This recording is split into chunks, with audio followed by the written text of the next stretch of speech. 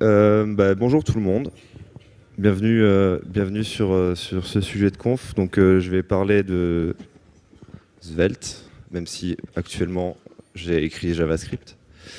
Donc je vais commencer par... vous m'entendez bien? Ouais.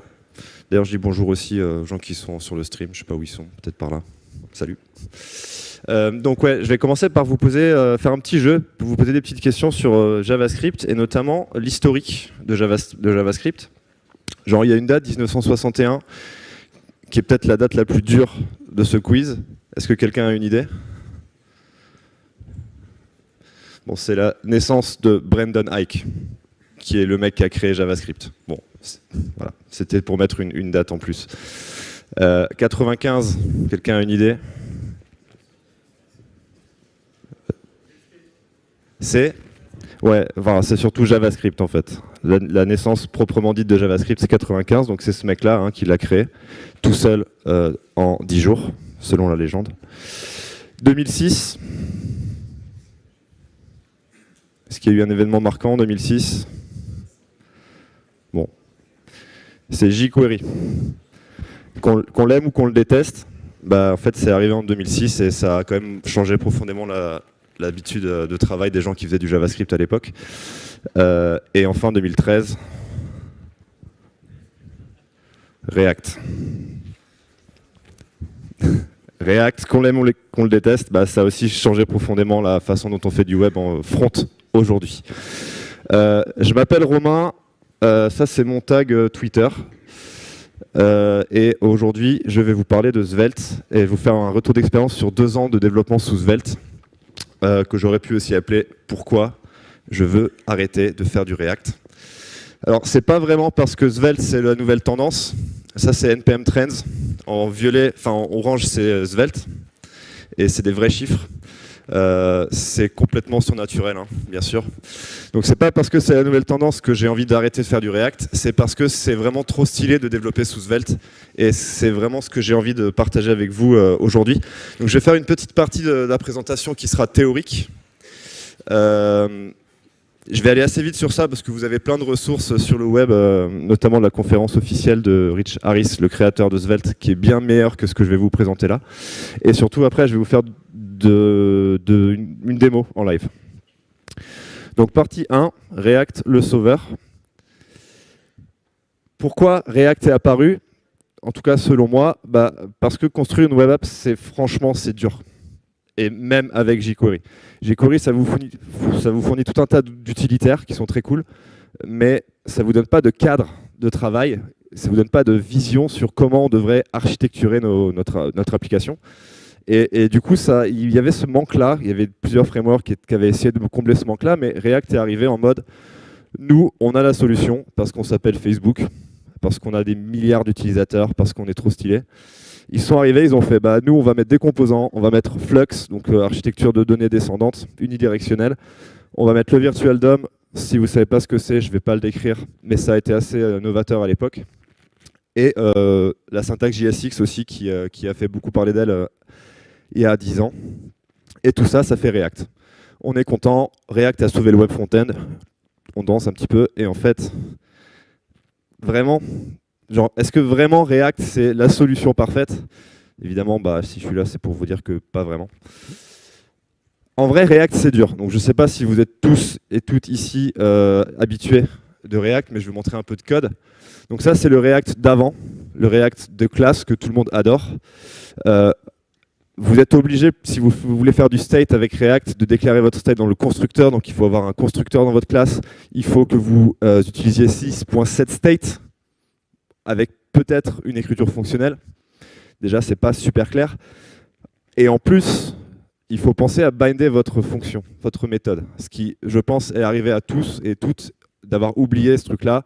Ça peut vous faire... alors, quand on a l'habitude, ça va, tu vois, mais en vrai, c'est chiant. Et même React avec les fonctions, donc avec les hooks, c'est pas franchement clair. Vous voulez déclarer un state, const crochet nb,set nb égale useState 0. Genre, il faut avoir lu la doc de React pour comprendre ce que ça veut dire et comprendre que ce deuxième argument, c'est une méthode qui va vous permettre de modifier votre state, etc. Vous avez les effets dont on n'est toujours pas sûr aujourd'hui s'il faut les utiliser ou pas. Il y en a qui disent que oui, il y en a qui disent que non. Et surtout, vous avez ces règles bizarres des hooks, que si vous mettez un hook dans un if, bah, vous allez casser votre application. Et ça, bah, il n'y a personne qui peut vous le dire. En voyant juste le code comme ça, c'est pas explicite, quoi.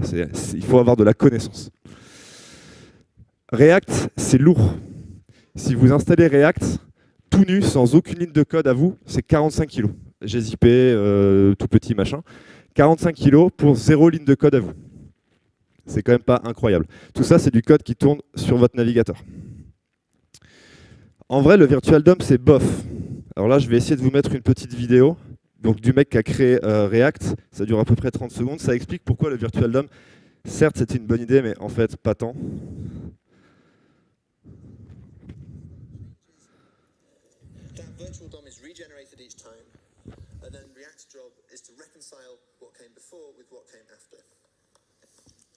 So let's see what this process looks like. First we look at the top level element. It was a div, it's still a div, so we keep it. Then we need to look at the attributes. It had a class name, app, it still has a class name, app, so we keep it. Then we look at the children. It had an H1, it still has an H1, so we keep it. Then we look what's inside the H1. Some text, it hasn't changed. We keep it. Look at the input. It's still an input. We keep it. The value hasn't changed. We keep it. Look at a button. It's still a button. We keep it. Its text has changed. So we need to apply that to the DOM. Je trouve que c'est assez explicite juste dans la façon dont il parle et qu'il répète we keep it, we keep it, we keep it. En fait, le Virtual DOM, ça fait des comparaisons en permanence pour qu'à la fin, finalement, peut-être qu'on change que 1.4 en 1.5. Et c'est franchement pas optimal. React aussi, même si ça s'appelle React, c'est pas franchement réactif. Et d'ailleurs, il y avait un tweet d'Dan Abramov, une des personnes qui travaille chez React, qui avait demandé des opinions impopulaire sur React, et quelqu'un avait répondu que React c'était un nom nul pour React, parce qu'en fait il y a toute la mécanique de rendu, boucle de rendu en permanence, vous faites n'importe quoi, ça va rejouer toute la boucle de rendu tout le temps, et si vous voulez optimiser, vous pouvez, mais c'est opt-in. Il faut que vous décidiez d'optimiser. Partie 2. Svelte, l'impertinent. Petite question, qu'est-ce qui a changé en 2009 dans l'écosystème JavaScript ? Toujours pas TypeScript, ça fait 2 fois que je l'entends. C'est Node. Node.js, peut-être que quelqu'un avait la réponse. Ce que ça a changé, c'est que le web moderne, il est compilé. Depuis Node, depuis le runtime JS, le vrai runtime un peu solide, alors solide, on pourrait discuter, mais Webpack, Babel, TypeScript, Sass, même React, en fait, vous pouvez compiler tous ces outils. Et c'est d'ailleurs, si vous ne le faites pas, aujourd'hui, c'est probablement que vous avez des choses encore à apprendre sur l'outillage moderne du front JS. Donc quasiment tout le web moderne, front en tout cas, est compilé. Et il se trouve que c'est le cas aussi pour Svelte. Et ça c'est la grosse différence avec React. Donc Svelte, c'est un compilateur. Toutes les relations entre data et votre UI sont décrites au moment du build. Et avec ça, il n'y a pas du tout besoin en permanence rejouer des trucs pour être sûr que la donnée, elle circule bien dans votre application et qu'elle aille bien se mettre à jour au bon endroit. Tous les liens sont décrits à build time. Pas de boucle de rendu, pas de DOM virtuel et optimisation par défaut. Vous n'avez rien à faire. Moins de code exécuté, c'est donc plus rapide. Moins de code embarqué, c'est donc plus léger. Et moins de code à écrire, donc c'est plus simple. Et moi, je vais me concentrer sur ça, c'est plus simple. C'est comme si vous faisiez du HTML avec des super pouvoirs. Le langage du web, c'est pas JavaScript, c'est HTML. Il se trouve que JavaScript vient s'intégrer en plus, comme le CSS d'ailleurs, mais le langage du web, c'est HTML, et Svelte tire parti de cet état de fait. Et là, c'est la partie marrante où on espère que tout se passe bien. Alors, tac. Je vais kill ça. Je vais lancer ça. Hop, ok. Donc j'ai prévu une petite app. Je ne vous fais pas l'installation, c'est avec Vite aujourd'hui, ça se fait très bien. En gros, j'ai fait un npm create Vite template Svelte. J'ai rajouté quelques trucs pour aller plus vite. Mais grosso modo, c'est plus ou moins le code que vous avez quand vous récupérez après une install avec Vite. Donc vous avez un template, enfin une espèce de fichier HTML source qui va venir, importer un script. Ce script, c'est celui-ci. En gros, vous instanciez une app à un endroit, ça c'est très classique, je ne vais pas détailler. Surtout, c'est le côté app. App.svelte. Je vais peut-être grossir. Vous voyez bien ou vous voulez que je grossisse un peu? Un petit peu, comme ça. Ce qui est intéressant, c'est qu'en fait, ici, c'est du HTML. Hein.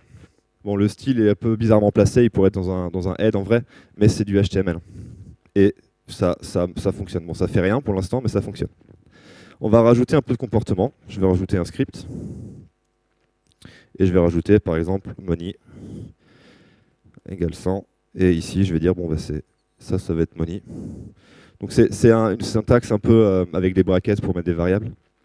Ça ressemble un peu à ce que vous connaissez probablement en React. Et vous voyez que si je change dans le code, ça marche bien. Bon, c'est toujours pas incroyable, on va augmenter ça. Je vais dire que je vais vouloir changer money. Comment on fait pour changer money? On va mettre un event listener, ça se met avec un onClick.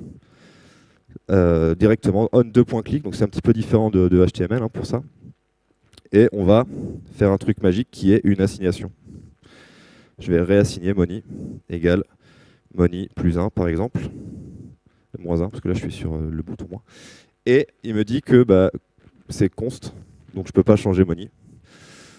Et du coup je change ça en let. Et en fait, let en Svelte, c'est un state. Vous n'avez pas besoin de useState, machin, truc. Vous n'avez pas besoin de setState bidule. Vous faites une assignation, ça vous change votre state. Du coup, je peux aussi dire, bon bah très bien, je vais dire money inian. Hop. Donc, je vais faire money fois, je crois que c'est 94. On va dire que c'est ça. Là, je vais changer. Money inian. Donc là, j'ai un chiffre. Ok. Et si je change, ça ne change absolument pas. Parce que en fait, tout ça, tout mon script ici, il est joué qu'une seule fois. À la différence des scripts React. Donc je vais beaucoup parler de React parce que c'est ce que je connais le mieux. Mais tout ça, c'est joué en permanence avec React. En Svelte, c'est joué une seule fois. Donc ce truc-là, il joue une fois, très bien. Mais si je veux le mettre à jour régulièrement, il faut que je le déclare comme étant réactif. Avec cette syntaxe un peu bizarre, peut-être $2. C'est le seul truc un peu bizarre en Svelte, mais en vrai, c'est une syntaxe JavaScript qui est valide. Vous irez voir, je crois que ça s'appelle les statements labellisés, un truc comme ça. Et avec ça, on a la réactivité gratos.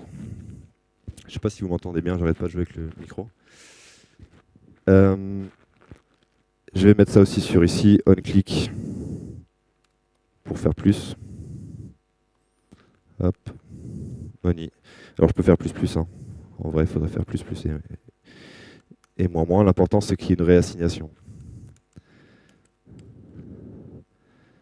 Ah, c'est pas au bon endroit, ouais. Merci. Tac. Pouf. Et je peux faire pareil, alors juste pour vous illustrer un petit truc intéressant. Je vais faire pareil avec une hauteur, on va dire une taille par exemple. Je vais déclarer un nouveau state, une hauteur qu'on va mettre en centimètres, puis en mètres. Height. Donc je déclare juste un nouveau state. Hein. Je déclare une variable, 180 cm, et je vais dire que la taille, height in mètres, c'est height fois, a priori, divisé par 100. Hop, ça marche. Et en fait, ce qui est super chouette, bon, c'est induit, mais si vous l'avez intuité, c'est cool. Si je log un peu ce qui se passe, money inian, height in mètres, et que j'ouvre ma console ici. Donc là, j'ai les premiers logs. Et si je change l'un, bah, j'ai que le log correspondant, parce que ça, c'est réactif. Et c'est réactif, en fait, c'est un peu comme un use memo en React. En fait, ça va rejouer que si ces dépendances changent. Et ça, c'est inscrit à build time. Vous n'avez pas besoin de faire use memo, flèche, parenthèse flèche, virgule, votre tableau de dépendance un peu chiant, et que si vous en oubliez un, il vous engueule. Non, c'est tout écrit au build. Et donc c'est stylé, et ça marche aussi dans l'autre sens, évidemment. Donc ça, c'est une petite démo juste pour la réactivité. Je vais aller un petit peu plus loin dans la démo. Et je vais utiliser comme un gros sac des trucs que j'ai préparés d'avance pour gagner du temps. Tac, je vais aussi activer un style. Et là, on va faire tous ensemble une petite chanson.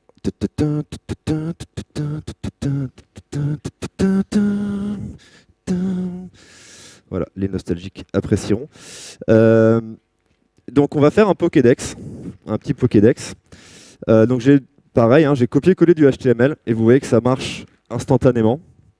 Il n'y a pas de truc bizarre du genre, là je vais parler de vue de genre template. Juste vous collez votre HTML et c'est gratuit. Et je vais faire ici un petit composant de ce truc-là. Donc on va créer un composant Pokémon.svelte. Tac. Je vais prendre tout ça. Je le fous là. Je vais en profiter, je crois que j'ai aussi du style qui est par là. Tac. Alors aussi en Svelte, truc qu'on m'a dit, oui, mais en Svelte, tu fous tout en même temps, le HTML, le script, le style. Du coup, ça pollue, machin. Alors, bah déjà, ça fonctionne ensemble. Souvent, le HTML et le style, ça va ensemble. Donc ça a du sens que ce soit ensemble. Avant, j'étais pas trop d'accord avec ça. Je mettais mes styles à côté. Et en fait, c'est tellement... Ça va ensemble, en fait. Et si vous trouvez que ça prend trop de place, il y a un petit outil magique. Voilà, c'est terminé. Donc là, j'ai mon composant que je vais pouvoir importer. Donc il faut que je remette un script. Je vais importer mon composant comme vous feriez sur vos frameworks favoris. Tac, et je vais remplacer tout ça par Pokémon. Tac, ça remarche, tout va bien. Alors c'est un peu nul parce qu'en vrai, je voudrais la donnée de la vraie donnée, donc j'ai aussi prévu de la donner. Import data from data Pokémon. Tac, et je vais dire que mon Pokémon, c'est le premier, par exemple. Ou si vous avez un Pokémon préféré, vous pouvez me dire son numéro. Personne, ok. Je vais dire que c'est le 25. Et du coup, je vais fournir de l'information, donc comme vous faites d'habitude, hein, avec des props, Pokémon.id, image, Pokémon.sprites, donc là je le fais de mémoire, hein, parce que évidemment, je ne l'aurais pas deviné, et le nom, Pokémon.name. Donc là, j'ai déclaré des props, enfin j'ai fourni des props, et il me dit gentiment, bah en fait, Pokémon, il n'a pas prévu de props. Donc ça va pas. Ok, bon bah du coup on va déclarer des props. Script. Tac. Et alors l'autre truc un peu bizarre, c'est que déclarer des props, ça se fait avec exportlet. Je concède, c'est un peu bizarre. Mais c'est pas très grave. Donc on va déclarer des props, tac, et on va les utiliser comme vous utiliseriez n'importe quelle variable dans du markup à l'ère des composants. Tac, image. Ah, c'est Raichu. Hop, alt, on va mettre un name ici et le name de nouveau là. Donc jusque là, c'est assez classique, on va dire. Un truc que j'adore, c'est en React, si jamais vous voulez fournir, mettons, une fonction pour que le composant enfant puisse réagir, vous allez par exemple donner un truc comme ça, handle click, console log, coucou from parent. Et du coup, vous déclarez une prop, handle click, tac, et vous faites un petit on click. Donc ça, c'est ce qu'on ferait. Ce serait la façon de faire à la React. Ça marche parfaitement. Handle click. Hop, coucou from parent. Mais en vrai, c'est un peu de la merde. Enfin, moi, je trouve que c'est un peu de la merde. J'ai pas du tout envie de passer une prop. Ça me fait chier. Les événements remontent. Pourquoi on fait descendre une prop? C'est bizarre. Du coup, je vais juste faire hop, on click. En gros, là, le on de point click, je l'ai écrit sans rien ici dans mon enfant, et ça fait remonter l'événement.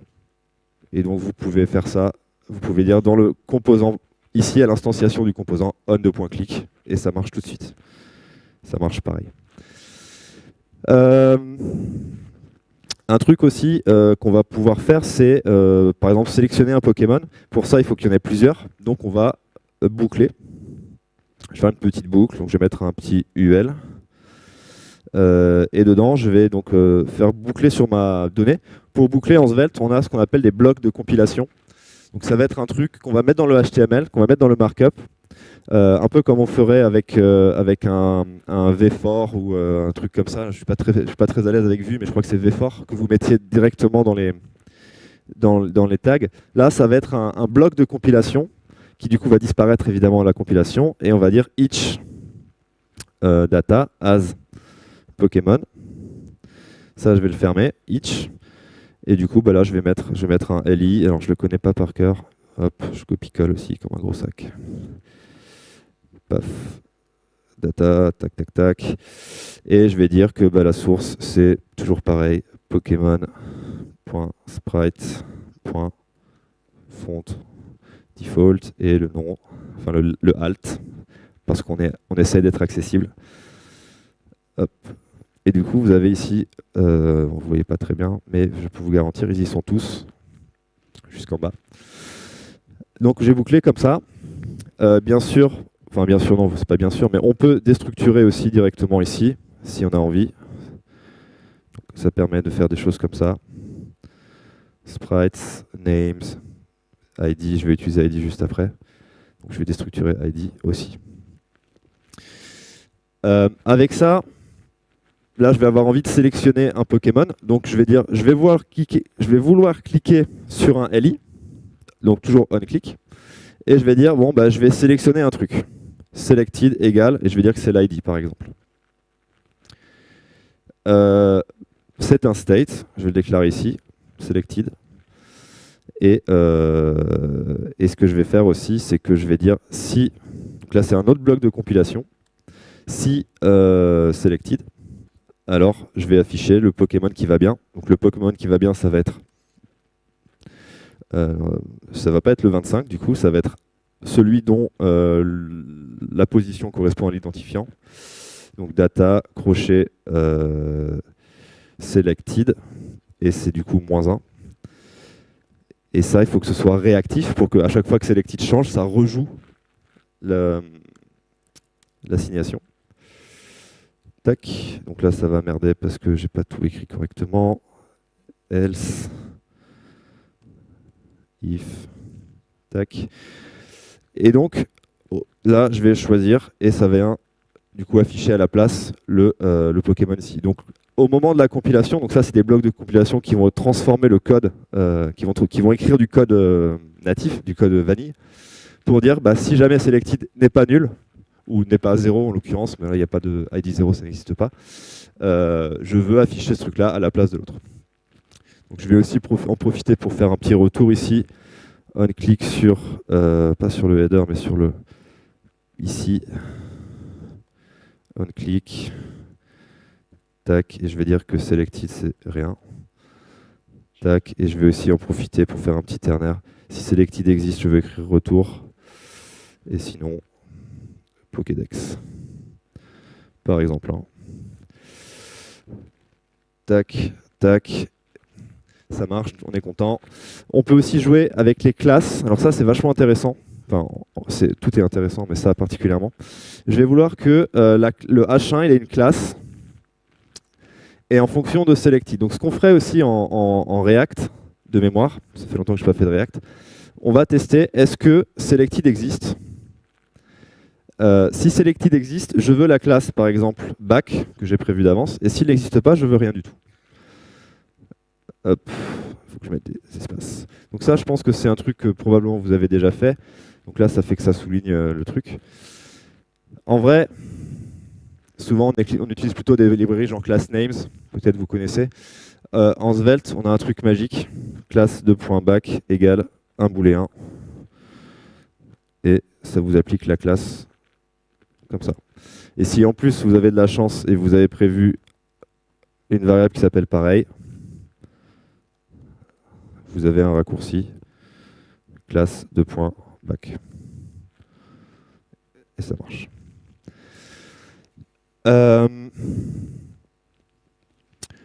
On va maintenant je vais vous parler un peu, donc je pourrais vous parler, on a un bloc de compilation qui s'appelle await, qui permet aussi de await des promesses, await, .zen, etc. Je ne vais pas le faire parce que c'est pas le plus intéressant. On a du onMount aussi, on a du onUpdate, on a des choses comme ça. Mais je vais me concentrer sur un sujet qui est souvent intéressant, c'est les stores. Donc là, je vais vouloir sélectionner des Pokémon, les mettre dans mon sac, les attraper. Et donc je pourrais le faire ici dans le script, je pourrais créer un tableau et le remplir, etc. Mais je vais avoir envie de m'en servir à plein d'endroits dans mon application, donc je vais le faire avec un store. Peut-être, probablement parmi vous, vous avez déjà eu affaire au store, peut-être vous avez déjà eu affaire à Redux. Si c'est le cas, bah, c'était bien, mais ce serait bien de changer un peu, parce que Redux c'est quand même pas ouf, surtout aujourd'hui. Et donc on va utiliser des stores. L'avantage avec Svelte, c'est que vu que c'est un compilateur, il a tout un tas d'outils qui sont intégrés dans le langage et que si vous n'en servez pas, il ne les met pas dans le bundle. Tree shaking, tout ça, il enlève ce qui ne sert à rien. Donc vous avez énormément de trucs, je vais parler des transitions juste après. Il a des transitions intégrées que si vous n'en servez pas, il ne les met pas dans le bundle. Donc vous n'avez pas besoin d'aller faire npm install je ne sais quoi. Enfin tout, non pas tout, mais il y a plein de choses qui sont déjà là. Et si vous n'en servez pas, bah, ce n'est pas inclus dans le bundle. Donc on va faire des stores. Je vais faire un store. Je vais importer, bon, je vais créer un fichier store, store.js. Je vais importer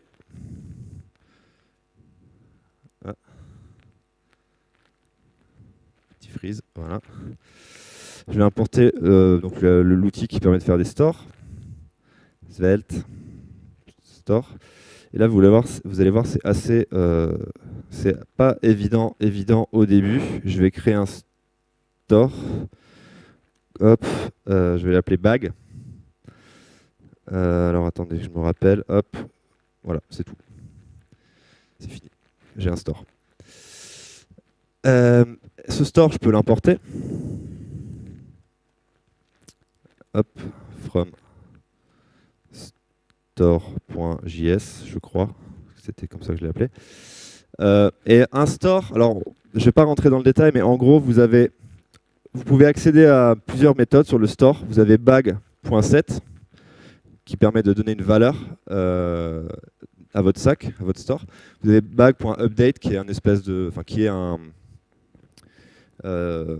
une méthode fonctionnelle, un peu comme le setState fonctionnel. Donc vous vous basez sur la valeur précédente du store pour renvoyer une nouvelle valeur.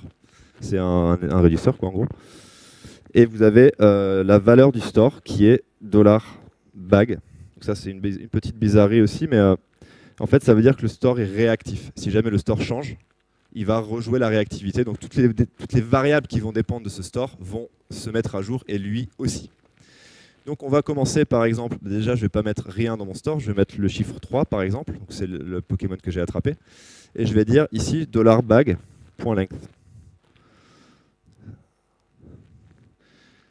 Ah, je me suis chié, c'est avec des accolades. Et donc j'ai bien un élément dans mon store. Et du coup je vais dire que finalement, je vais vouloir attraper mes Pokémon avec un bouton. Donc chacun des petits trucs, je vais mettre un bouton. Je vais mettre catch et on-click sur le bouton.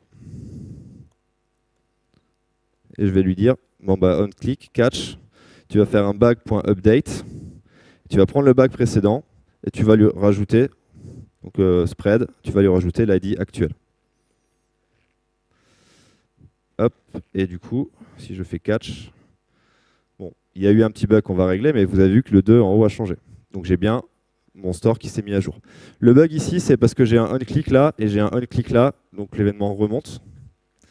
Donc ce qu'on peut faire, c'est dire, bon ici, je vais mettre E, tac, tac, tac. J'imagine vous voyez ce que je vais faire, stop propagation. Voilà, on peut faire ça. Catch, ça marche mieux. Mais en fait, c'est pareil, c'est pas ouf, hein. On va plutôt faire ça. Il y a des modifiers que vous pouvez mettre sur vos événements. Donc là, vous dites, mon événement, je vais stopper sa propagation sans avoir besoin de changer les arguments, sans avoir besoin de faire stop propagation, blablabla. Et donc là, ça marche tout pareil qu'avant. Alors là, j'ai fait un truc un peu nul, c'est que bah, mon store ne se met pas correctement à jour parce que je rajoute en permanence les Pokémon dedans, même s'ils sont déjà dedans. Donc je vais créer toggle, une fonction ID. Je vais dire si $bag includes ID, alors bah, je vais faire bag.update. En fait, je vais même faire plutôt bag.update en fonction du bag précédent, et après le if il va être dedans. Si le stack précédent contient le truc, je vais return un bag filtré. Filtré, i, flèche, i, différent de id. Je détaille pas, j'imagine que vous avez l'habitude de ça. Et si il ne contient pas le truc, bah, je vais ajouter le Pokémon dans le sac. Donc je vais retourner tout le sac, plus mon identifiant. Et j'ai des petites galères, je ne sais pas pourquoi. Return. Donc ça c'est toggle, toggle, toggle. Et donc à la place de tout ça, on va utiliser directement cette petite méthode toggle ID. Et donc normalement, j'ai une erreur. Back is not iterable.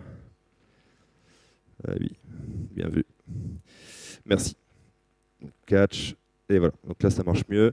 Je vais aussi, pour que ce soit un petit peu plus fun, rajouter ici que si jamais le sac includes mon ID, je vais afficher un autre mot.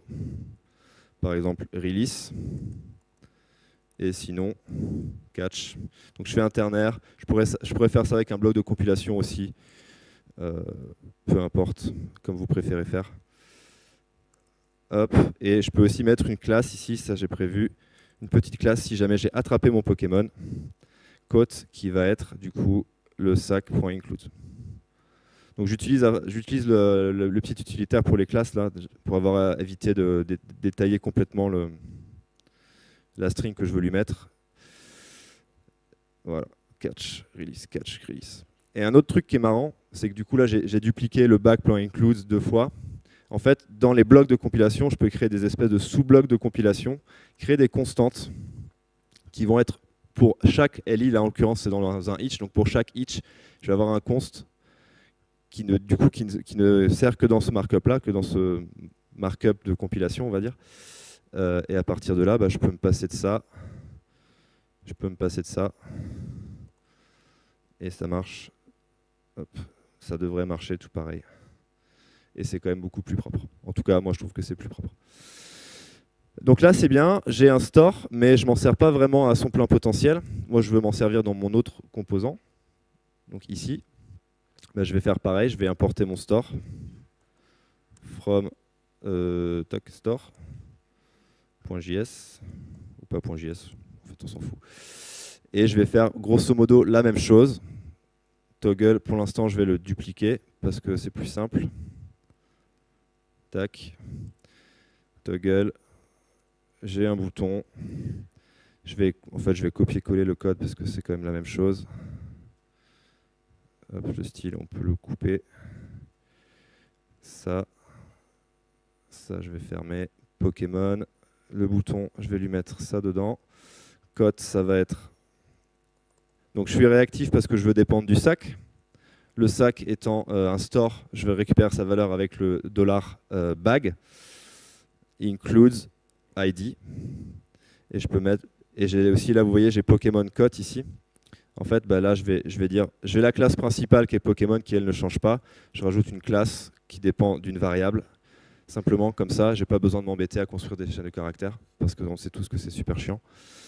Et il me reste à faire le petit toggle, onClick égale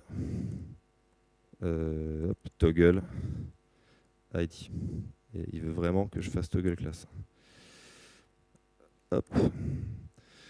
Et j'ai oublié cette parenthèse. Donc normalement, je peux voir un Pokémon et dire ah bah lui je l'ai attrapé. Et ça met bien à jour mon store. Donc j'ai un store où je ne me suis pas galéré à mettre en place le store avec tout un tas de configs ou je ne sais quoi. Mon store, c'est ça, c'est une ligne. Et après, bah, c'est la manipulation de mon store avec la fonction de toggle que j'ai eu à écrire, certes, 2 fois. Mais bah, on peut trouver un moyen de l'écrire qu'une seule fois. Donc je vais manipuler un petit peu mon store ici. En fait, je vais créer un autre store que je vais aussi appeler bag, basé sur mon store de base. En fait, en Svelte, on peut créer des stores custom. On peut se baser sur des stores de base pour créer des stores augmentés. Un store, c'est 3 choses. Subscribe, ça c'est ce qui vous permet d'avoir accès au dollar. Donc il vous met au courant quand le store change de valeur. C'est set et c'est update. Bag.set, bag.update, j'en ai déjà parlé. Et en fait, je peux construire un autre store à partir de ces choses-là. Donc je peux remettre subscribe ici. Donc je pourrais même 3 petits points, mais je ne vais pas le faire parce que je n'ai pas envie. Hop, et toggle. Et donc là, je peux rajouter en plus une fonction toggle qui va dépendre de ID et qui va faire quoi? Qui va faire exactement ce que j'ai écrit avant. Je vais le reprendre bêtement. Hop. Donc ça ne va pas être bag.update, je vais juste prendre ce update là qui correspond à ce store là. Donc je vais juste mettre update qui prend le store précédent, enfin la valeur du store précédent et qui fait toute la logique qu'on a déjà mise en place. Et c'est ça que je vais exporter. Et du coup, normalement, j'ai plus qu'à effacer ça. J'ai plus qu'à utiliser ici bag.toggle parce que ça fait partie de mon store maintenant. Et je peux faire exactement la même chose ici, bag.toggle, et j'enlève cette fonction-là, j'en ai plus besoin. Et normalement, ça marche tout pareil, ici et là, bien sûr. Dernière chose, on pourrait dire, ouais, mais du coup, j'ai toujours set, j'ai toujours update. D'ailleurs, au passage, ici, je vais rajouter un bouton aussi pour pouvoir clear mon store. On-click. Je vais faire fonction, je vais faire bag.set. Je vais le mettre à tableau vide, par exemple. Et du coup, je peux clear et ça le met à tableau vide. Donc j'ai quand même encore accès à ces méthodes set et update. Mais on pourrait se dire, ça ouvre la porte un peu à faire n'importe quoi avec mon store, donc je vais juste les enlever. Je les enlève. Donc mon store, maintenant, j'ai que toggle dessus. Mon store custom, j'ai que toggle dessus. Théoriquement, je ne devrais pas pouvoir utiliser cette fonction. Vous voyez qu'il y a une erreur ici. Donc tout ce que je peux faire à la place, c'est dire, bon, qu'à cela ne tienne, clear, set, tableau vide, virgule. Et je ne sais pas pourquoi il m'a dit ça. Hop, je vais revenir un petit peu en arrière. Clear, set, tableau vide. Et là, vous avez un store qui fait exactement juste ce qu'il a besoin de faire et pas plus. Vous ne pouvez pas modifier votre store d'une autre manière qu'avec ces deux fonctions-là. Et donc, du coup, ici, ça va être pas bag.set, mais bag.clear, que d'ailleurs, je peux mettre directement sans parenthèse. Voilà, donc ça, c'est pour les stores.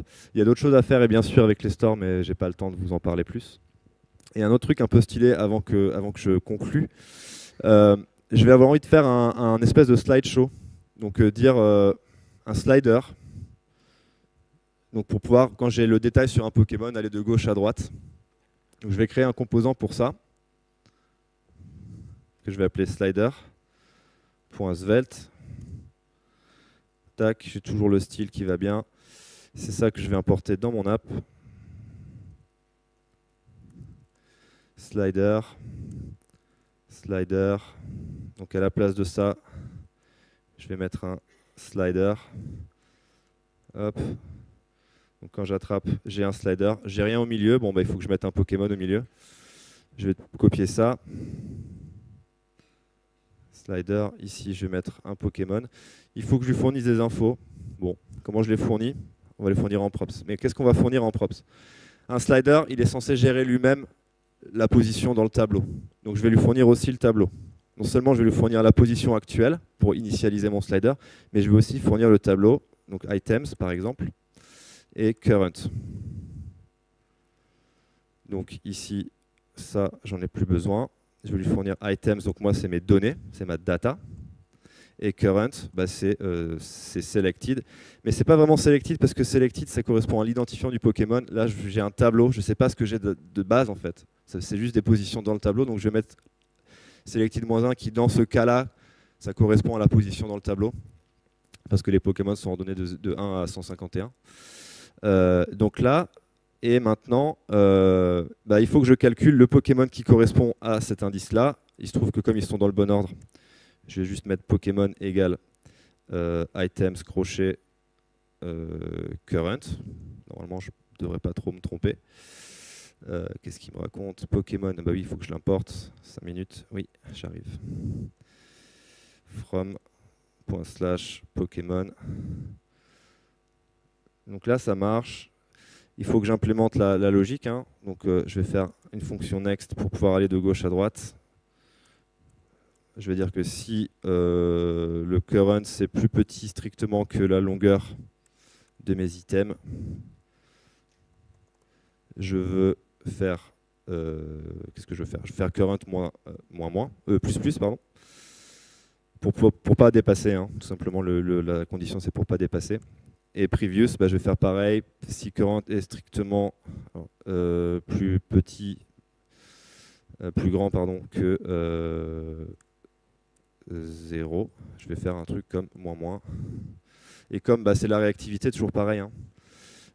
Assignation, donc ça déclenche la réactivité, ça met à jour l'interface. On click previous et on click next. En espérant que j'ai pas fait d'erreur. Voilà, ça marche. Alors, il y a un dernier truc qui n'est pas terrible, c'est que là, j'ai un slider qui gère que des Pokémon. J'aimerais un slider qui soit générique. Donc là, je ne veux pas que ce soit des Pokémon. Je veux aucune référence aux Pokémon. Et en fait, il y a un moyen de faire ça que je trouve super élégant en Svelte. C'est qu'on va dire ici, je ne sais pas ce que c'est d'avance. J'en sais rien. J'en sais rien, absolument rien. Et c'est le parent qui va dire, en fait, tu vas gérer des Pokémon. Mais en fait, tu n'en sais rien. Le slider, il n'a aucune influence, il n'a aucune information sur c'est quoi ce qu'on lui fournit comme données. Donc, j'ai pas de Pokémon ici. J'ai juste ici, c'est le current item. Mais il faut que je puisse savoir c'est quoi le current item. C'est quoi Pokémon ici? Là, Pokémon, c'est le selected, certes, sur lequel j'ai cliqué. Mais le slider gère lui-même sa position. Donc il faut que le slider fournisse l'information au Pokémon, ici. Et pour ça, je vais utiliser une feature de Svelte que je trouve incroyable. Donc je vais dire au slot, je vais lui fournir une prop, qu'on appelle les slot prop, qui va être item, par exemple. Ça pourrait être n'importe quoi. Et je vais appeler ça current item, qui est donc ce truc-là. Il n'a aucune idée de ce que c'est le tableau d'item, il sait juste que je prends le courant. Et je vais fournir une prop au slot qui va être récupérable ici. Let item. Et à partir de là, vous pouvez faire ce que vous voulez. Pardon. Item. Et vous avez un slider générique. Voilà, c'est la fin de la démo. J'ai encore quelques tout petits trucs à vous dire. Donc s'il me reste 2 minutes, c'est parfait. Je regarde la dame du temps. Tout va bien. Donc là, j'ai essayé de vous montrer un petit peu rapidement. Donc j'ai vraiment pas beaucoup de temps.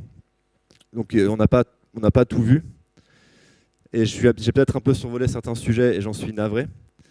Mais j'ai essayé de vous montrer à quel point, en tout cas moi je trouve ça simple d'utiliser Svelte. Et surtout, je me concentre sur ce que j'ai envie de faire. Je ne me concentre pas sur optimiser React, sur pourquoi React ne marche pas bien. Alors, je parle beaucoup de React parce que c'est ce que je connais, mais c'est aussi le framework le plus utilisé aujourd'hui, React. Donc, c'est important de comprendre qu'il a ses défauts et que Svelte en corrige une partie. Du coup, Svelte, ok, c'est cool, mais en vrai, ouais, mais moi, j'aime bien Next.js, c'est super cool. Vercel, ils embauchent tout le front-end. Voilà, moi je veux faire du Next. En fait, comme tout framework qui se respecte, il y a un méta framework par-dessus qu'on peut utiliser qui est SvelteKit, qui est fait par les mêmes personnes. Donc c'est le Next de React, c'est le Next de Vue. Il y a la même chose pour SvelteKit. Donc si vous adorez Next.js, vous aimerez SvelteKit qui fait franchement la même chose. Ça s'est inspiré de Next, puis Next est inspiré de SvelteKit. Tous ils se copient les uns les autres. Hein. À tel point que, donc là c'est un petit benchmark de performance. Vous avez tout à gauche le JS Vanille qui, donc, si vous êtes parfait dans toutes les implémentations de votre JS, ce sera le plus rapide qui existe. Mais il y a 100% de chances que vous fassiez n'importe quoi et que ce soit du coup pas du tout le plus efficace. Et après, il y a différents frameworks, donc évidemment, plus à droite, moins il est efficace en termes de vitesse. On pourrait critiquer le benchmark, etc., mais ça a au moins une certaine valeur instructive. Et en fait, Svelte a apporté une certaine façon de penser, notamment l'histoire de la compilation, qui a permis d'accélérer vachement les performances, et les gens s'en sont inspirés. Vue 3, c'est très fortement inspiré de Svelte. Solid, dont peut-être vous avez entendu parler, c'est React avec un compilateur. C'est Svelte avec JSX en fait. Donc finalement, Svelte a de l'influence sur ses compères, et d'ailleurs Svelte c'est influencé de React, hein, tout le monde prend les bonnes idées là où elles sont, et tout le monde va vers l'avant, vers de meilleurs outils. Est-ce que je ferai plus jamais de React de ma vie? Je sais pas. Je sais pas. Moi, ça fait 2 ans et demi que j'en ai pas fait. J'ai pas du tout envie d'en refaire parce que je suis tellement content de faire du Svelte, c'est un vrai plaisir. Genre vraiment le mot qui me vient, c'est plaisir. Donc pour l'instant, j'ai pas trop envie, mais il y a quand même des choses qui sont intéressantes du côté de React 18 qui est sorti cette année. J'ai pas du tout mis les mains dedans, donc j'ai aucune idée de à quel point c'est cool. Mais server components, tout ça, a priori, ça a fait beaucoup parler en ce moment, donc pourquoi pas. Ça, c'est toutes les sources que j'ai utilisées. Donc il y a mes slides. Là, le QR code, c'est pas le feedback. Si vous voulez me donner du feedback, vous pouvez, mais ce ne sera pas avec ce QR code. C'est le lien vers mes slides, vers le repo des slides, si jamais vous voulez revoir tout ça, notamment toutes ces sources-là. Il y a le lien vers le code de la démo que j'ai faite. Il y a le lien vers la démo. Là, il y a une vraie démo, c'est un peu plus complète, etc. Là, j'ai pas parlé des transitions, tant pis. Cette transition-là que vous voyez là, très simple à faire, une ligne de code, même pas. Et il y a d'autres liens. Et je vais terminer en vous disant merci, déjà. Et en parlant de Svelte Society Bordeaux. J'essaie de créer une communauté sur Svelte à Bordeaux. Je ne sais pas s'il y a beaucoup de gens qui développent sur Svelte à Bordeaux. Si c'est le cas, venez me voir, parce que j'ai vraiment envie qu'il y ait des gens qui se regroupent et qui en parlent. À ma connaissance, je crois que je suis le seul à en faire de manière professionnelle, c'est-à-dire tous les jours. Moi, depuis 2 ans, ma vie, c'est ça. S'il y a d'autres gens dans ce cas-là, j'en suis ravi, et venez me voir, qu'on puisse discuter. Et surtout, je vous propose de venir apprendre avec moi. Donc avec un peu plus de temps, donc c'est avec Bordeaux JS, donc Jérôme qui est là-haut devrait être au courant normalement. Le 11 janvier au Node, venez si ça vous intéresse. Voilà, je referai en gros la même chose qu'on a fait, mais c'est vous qui le ferez, je serai là pour vous guider et éventuellement vous faire découvrir une nouvelle passion. Voilà, merci à tous et à toutes.